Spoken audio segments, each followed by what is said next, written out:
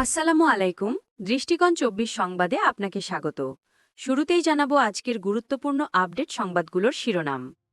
বিএনপির পর জামায়াতে ইসলামী ও জাতীয় নাগরিক পার্টির এনসিপির সঙ্গে আলোচনায় বসতে যাচ্ছেন অন্তর্বর্তী সরকারের প্রধান উপদেষ্টা অধ্যাপক মোহাম্মদ ইউনুস। প্রধান উপদেষ্টার সরকারি বাসভবন যমুনায় আজ বিকেল ৫টায় জাতীয় নাগরিক পার্টির প্রতিনিধি দলের সঙ্গে এবং এরপর সন্ধ্যা ৬টায় জামায়াতে ইসলামীর প্রতিনিধি দলের সঙ্গে এ বৈঠক অনুষ্ঠিত হবে। গতকাল মঙ্গলবার যমুনায় বিএনপির সঙ্গে বৈঠকের পর প্রধান উপদেষ্টার প্রেস উইং থেকে জানানো হয়েছিল আজ বুধবার জামায়াতের সঙ্গে বৈঠক হবে।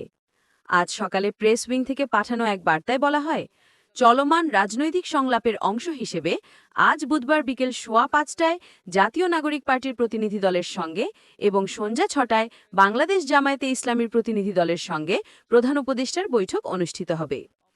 জামায়াতের পক্ষ থেকে এরই মধ্যে জানানো হয়েছে দলটি নায়েবে আমির সৈয়দ আবদুল্লাহ মোহাম্মদ তাহের সহ ৫ সদস্যের প্রতিনিধি দল যমুনায় যাবে।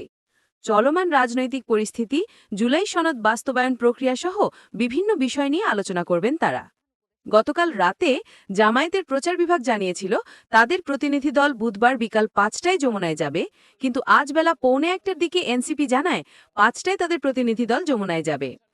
অবশ্য এর ঘণ্টাখানেক আগেই জামায়াত তাদের সাক্ষাতের সময় ১ ঘণ্টা পিছিয়ে ৬টায় নির্ধারণের কথা জানায়। এনসিপির পক্ষ থেকে দলের যুগ্ম সদস্য সচিব ও মিডিয়া সেলের সম্পাদক মুশফিকুস সালেহীন সংবাদ বিজ্ঞপ্তি পাঠিয়েছেন। তিনি জানান, আজ বিকাল ৫টায় প্রধান উপদেষ্টা অধ্যাপক মোহাম্মদ ইউনুসের সঙ্গে সাক্ষাৎ করতে এনসিপির আহ্বায়ক নাহিদ ইসলামের নেতৃত্বে একটি প্রতিনিধি দল যমুনায় যাবে। আর জামায়াতের সহকারী সেক্রেটারি জেনারেল এবং কেন্দ্রীয় মিডিয়া ও প্রচার বিভাগের প্রধান এহসানুল মাহবুব জুবায়ের এক বিজ্ঞপ্তিতে প্রধান উপদেষ্টার সঙ্গে তাদের সাক্ষাতের সময় পরিবর্তনের কথা বলেছেন। তিনি জানান, বিকাল ৫টার পরিবর্তে সন্ধ্যা ৬টায় প্রধান উপদেষ্টার সঙ্গে দেখা করতে যাবে দলের নায়েবে আমির সৈয়দ আবদুল্লাহ মোহাম্মদ তাহেরের নেতৃত্বে ৫ সদস্যের একটি প্রতিনিধি দল। ১৭ অক্টোবর জুলাই সনদ স্বাক্ষর অনুষ্ঠানের পর থেকে তা বাস্তবায়নের পথ নিয়ে দলগুলোর অবস্থানের ভিন্নতার প্রেক্ষাপটে প্রধান উপদেষ্টা রাজনৈতিক দলগুলোর সঙ্গে আলোচনার উদ্যোগ নিয়েছেন।